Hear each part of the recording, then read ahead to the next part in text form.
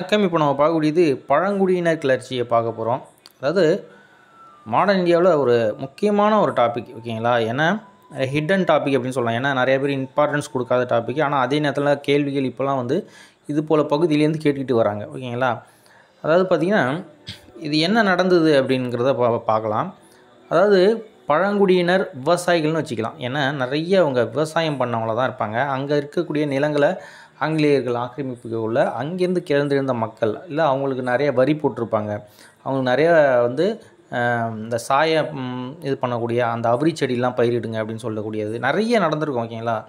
அந்த காலகட்டத்தில் அங்கங்கே இருக்கக்கூடிய பழங்குடியினர் அவங்களுக்கான ஒரு தலைவரை தேர்ந்தெடுத்து அதன் மூலிமா சில போராட்டங்கள்லாம் பண்ணியிருப்பாங்க. அதை தான் நம்ம பார்க்கலாம். ஃபஸ்ட்டு பார்க்கக்கூடியது கோல் கிளர்ச்சி. நடைபெற்ற ஆண்டு எதுன்னு கேட்பாங்க. 1831 நடந்தது. எந்தெந்த ஏரியா அப்படின்னு கேட்பாங்க. கோல் கிளர்ச்சி எந்தெந்த ஏரியாவில், அதாவது கோல் அப்படிங்கிறவங்க அவங்க வந்து ஒரு பழங்குடியினர். நல்லா ஞாபகம் வச்சுங்க. கோல் என்பவர்கள் யார் அப்படின்னு கேள்வி கேட்கலாம். அவங்க ஒரு பழங்குடியினர். நான் ஆண்டு கேட்கலாம் 1831. எந்த ஏரியான்னு கேட்பாங்க, ஓகேங்களா? எந்த ஏரியாவில் இது நடந்தது அப்படின்னா ஜார்க்கண்ட் மற்றும் ஒரிசா பகுதியில் உள்ள சோட்டா நாக்புரி மற்றும் சிங்பூம் அப்படிங்கிற ஏரியா, ஓகேங்களா? சோட்டா நாக்புரி மற்றும் சிங்பூம் இப்போ இருக்கக்கூடிய அந்த மினரல் பெல்ட் அப்படின்னு சொல்லலாம். இப்போ பார்த்திங்கன்னா அந்த ஜார்க்கண்ட் இந்த ஏரியாலாம் மினரல் அதிகமாக இருக்கக்கூடிய ஏரியா. அங்கே நடந்தது தான் இது.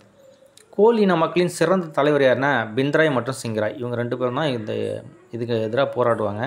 ஏன்னா இந்த நில வரியெல்லாம் நிறைய விதிப்பாங்க. அதனால் இவங்க முக்கியமானவங்க. இவங்க தான் வந்து போராடுவாங்க. கோல் இன மக்களின் சிறந்த தலைவர் யாருன்னு கேள்வி கேட்பாங்க. பிந்த்ராய் மற்றும் சிங்கராய். தங்களுக்கென ஒரு சுதந்திர அரசை உருவாக்கியவர்கள் யார் அப்படின்னு கேள்வி கேட்பாங்க. அது வந்து இந்த கோல் பழங்குடியினர் தான் தங்களுக்குன்னே ஒரு சுதந்திர அரசை உருவாக்குனாங்க. அந்த ஏரியாவிலேயே நாங்கள் தான் அப்படிங்கிற அளவுக்கு அவங்க வந்து சுதந்திர அரசை உருவாக்குனாங்க.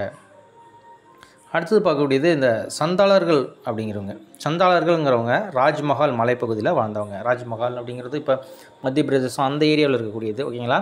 சந்தாளர்கள் வாழ்ந்த பகுதி எது அப்படின்னு கேள்வி கேட்பாங்க. ராஜ்மஹால் பகுதி. சந்தாளர்கள் கிளர்ச்சி நடைபெற்ற ஆண்டு 1854 நடந்தது. சந்தாளர்களின் தலைவர் யாருன்னு கேட்பாங்க. பீர் சிங். இந்த பீர் சிங்கை ரொம்ப சித்திரவதை பண்ணுவாங்க, ரொம்ப கொடுமை பண்ணுவாங்க ஆங்கிலேயர்கள். ஏன்னா அவங்க வந்து நிறைய அங்கே ஒரு குடியிருப்புகள்லாம் அந்த ஜமீன்தாரி குடியிருப்புகள்லாம் ஏற்படுத்த முயற்சி பண்ணுவாங்க. அப்போ வந்து இந்த கிளர்ச்சி ஏற்படும். அதில் வந்து பார்த்திங்கன்னா இந்த பீர் சிங் அவரை ரொம்ப துன்புறுத்துவாங்க. அதை இது பண்ணி மறுபடியும் 1855 அதாவது சந்தா கிளர்ச்சியோட தலைமையேற்று நடத்தியவர்கள் யாருன்னா கனு மற்றும் சித்து அப்படிங்கிற 2 பேர் வந்து அந்த இது பண்ணுவாங்க. அதன் மூலயமா அவங்களுக்கு கிடைச்சது என்ன அப்படின்னா சந்தால் பர்கானா என்ற தனி மண்டலம் உருவாக்குறாங்க, ஓகேங்களா? சந்தால் பர்கானா என்ற தனி மண்டலத்தை உருவாக்குறாங்க 1855. இதோடு இது முடிஞ்சிடுது சந்தாளர்கள் கிளர்ச்சி.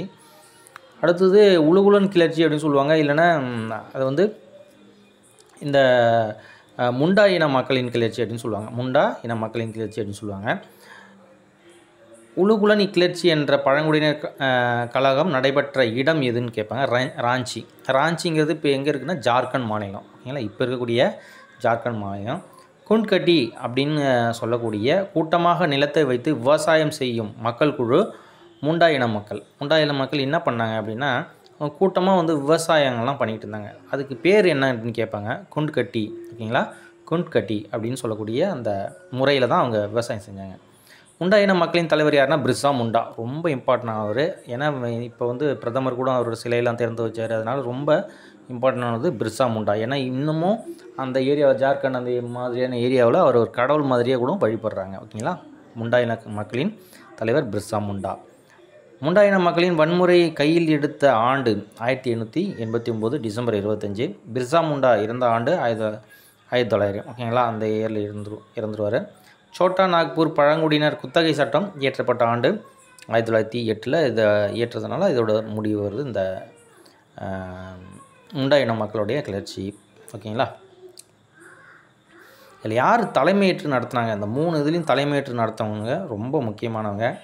இது எப்படி முடிவுக்கு வருது அப்படிங்கிறதும் ரொம்ப முக்கியமானது. இதுதான் இதை பற்றினது. அடுத்த வீடியோவில் சந்திக்கலாம். நன்றி, வணக்கம், தேங்க்யூ.